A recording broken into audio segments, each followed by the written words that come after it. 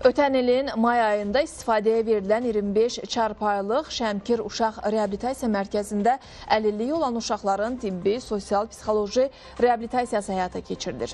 Müəssisədə müalicəvi bədən tərbiyəsi, fizioterapiya, müalicəvi masaj, hovuz, psixoterapiya, logoped, əmək, musiqi terapiyası və s. istiqamətlərdə xidmətlər göstərilir.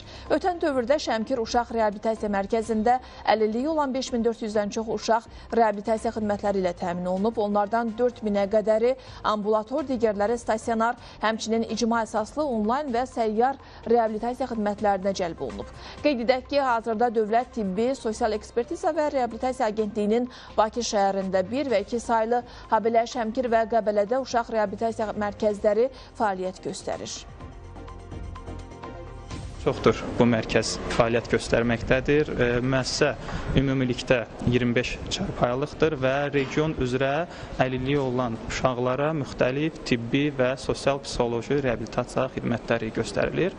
Bu xidmətlər həm stasionar, yəni yatılı qaydada, həm də ambulator qaydada həyata keçirilir. İyunun ilk